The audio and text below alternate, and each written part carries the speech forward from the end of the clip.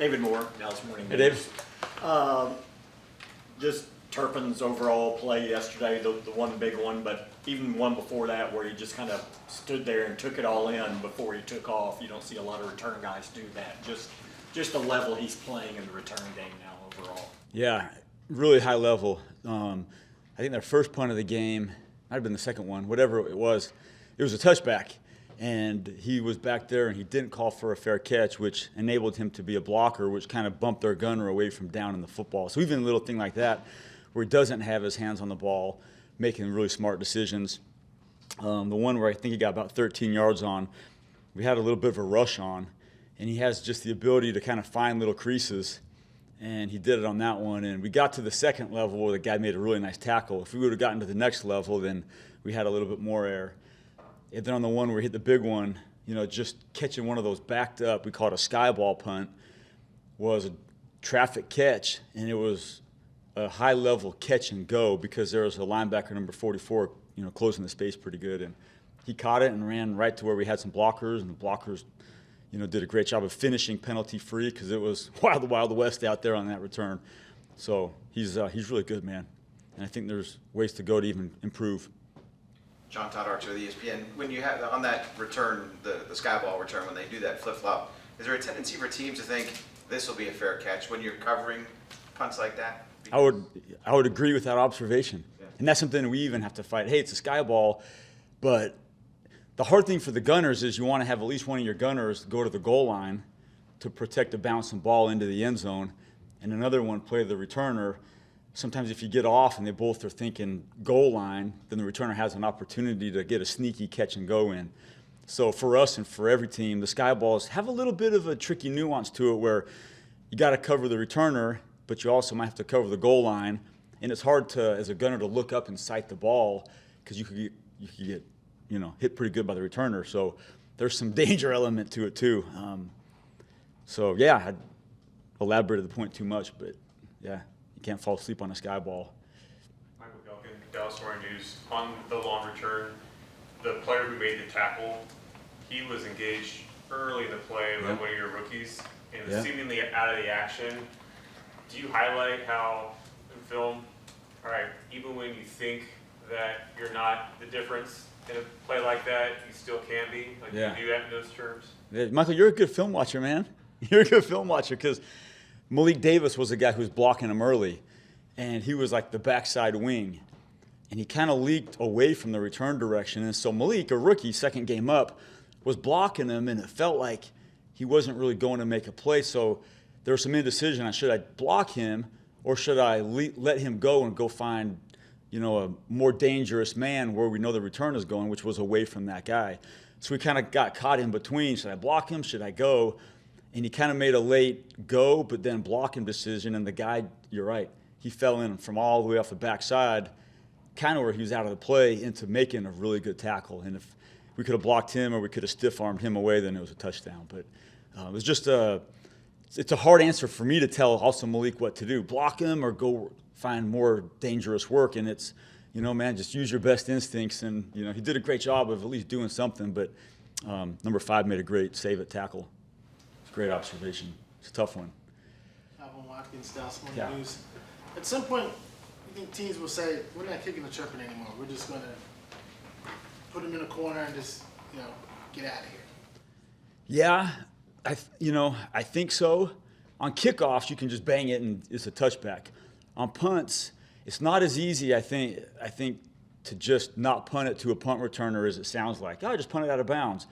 Well, if the nose stays up, swinging back inbounds, or if there's pressure, you might not be able to step to an angle to punt the ball out of bounds because maybe sometimes you pressure the edges, which forces the punter to square back up, and then maybe you have a returnable ball. So I guess the thing they could do, or we could do, or anybody could do, is just hit it really short and high and make him fair catch it. And that's always something that we have faced. So I just hope we get to keep the ball in play. It's been all but one kickoff that's been a touchback, and the one Brett said he just didn't hit it well, but it was supposed to be touchback. I think I've asked you about it before, but just kind of remind me, like, why does you see a lot of teams go directional and try to pin the team before the 25-yard line? why right now is that the right approach for you guys to just bang in the back of the end zone? I think Brett's in a pretty good groove, and I don't want kickoffs to get him out of it, or maybe we ask him to change up his directional approach or pull back on it just a little bit more. I don't know, honestly, if that has an effect or bearing on field goal swings, but the way he's swinging field goals, I don't want to find out. So it's really just to keep him in a rhythm of just full stride, full step kicking without having to worry about directional or distance or hang time on kickoffs, and me wondering if that'll have a bearing on the field goal. Plus, there's been a few times where we've kicked it, and they've had an opportunity if they want to bring it out from a couple yards deep, and they've chosen not to. So that's not everyone has been unreturnable, but I just think Brett's in a groove, and our kickoff guys are lined up, ready to go when called upon, and they will come in the second half of the season, in Washington or in Tennessee, in Green Bay, wherever else we're going later in the year. Is it based on experience of just seeing some guys, kickers who you work with in the past, where their kickoff stride has thrown them off a little bit on their field goals? I don't know. So I could be just making something up that isn't true. So I honestly don't know, but I just think the way he's going, I don't want to find out. Just, hey, Brett, just, deep kick left. I'm not giving away any secrets. Teams will see that we're going deep kick left, every time. So let him just stay kind of honed in and not change anything up. And we could, it doesn't mean we might not throw in a squib or a bloop or a ball and play on purpose, but just the situation really hasn't presented itself this year to purposefully put one short in play. How do you get Damone Clark up to speed on special teams when I don't think he really played it at LSU? Yeah, good question. He did not play it at LSU, but we've had him in on the scout teams really the past 2 or 3 weeks. And going back to, I'll just say this past Thursday, we had Damone Clark, Harper on the scout teams, Wanye Thomas, Tyler Coyle, Nashawn Wright. We got a really good scout team on all 4 phases. And our Thursday special teams practices, I told the guys this morning in our special teams meeting, like the work we're doing on Thursday, competitive-wise, is almost like a game. We're not tackling, we're not blocking, taking guys to the ground. So it's not the maybe physical contest, but those guys like a Damone, I would hope that their training over the last couple of weeks on our Thursday special teams practice will get them close to a game ready as far as the speed and not the collisions, but close to the collisions. It was a really well-contested practice the last couple of Thursdays, which I think has been part of our growth, hopefully on Sunday with some of the young guys. Jalen Tolbert, Malik Davis have gotten a lot of work on special teams, and having them been gotten after by some of the guys that are veteran guys have been good for them in practice to go into a game and be able to compete against Detroit, who I thought had a really good special teams unit. They got some good, strong linebackers, and for our young guys to be able to have practice to compete against what real competition is like. So Sunday's not like, oh, geez, I don't know it was this fast or this, powerful.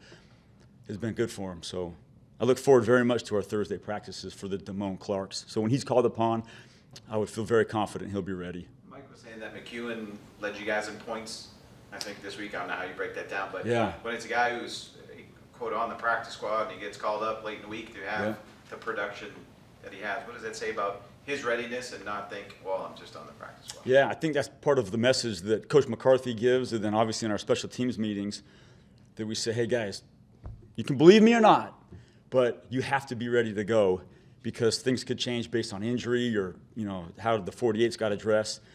And so I think they are starting to believe me when I say, hey, Malik, all it takes is a little bit of a twisted ankle by Rico, Tony, or Zeke, and you're in. And sure enough, it happened. So I think they get it that they have to be ready and they got to compete in practice. And for Sean, I don't think he really knew he was playing until Saturday.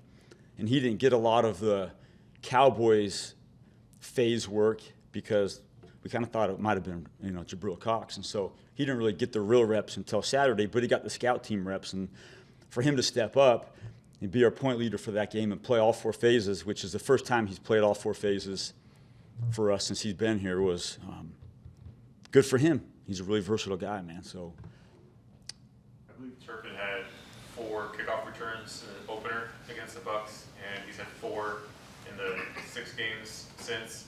I don't know if you talked to other coordinators before game or after game, but do you feel like the word's gone out a little bit in terms of teams just saying, okay, we'll just take the 25 when it comes to him? I think so. Yeah, I think it probably got out a long time ago. And I look back to the Tampa game, and I'm upset at myself because I didn't call a good game for Tampa. Damn. Can't have those back. But I learned a little bit from it. You know, what's going to be good for him, what's going to be not good for him in the return game on kickoff return, and what's good for our blockers and what's not. So sometimes that first game kinks is good for me. I wish, anyways, that's a long time ago, but it's still like, damn it. Yeah, I think that you try to limit the amount of balls in play probably for Turp. I mean, if I was playing against Turp, let's hope we don't have to find out. All right. Thank you. All right, you guys. Thanks.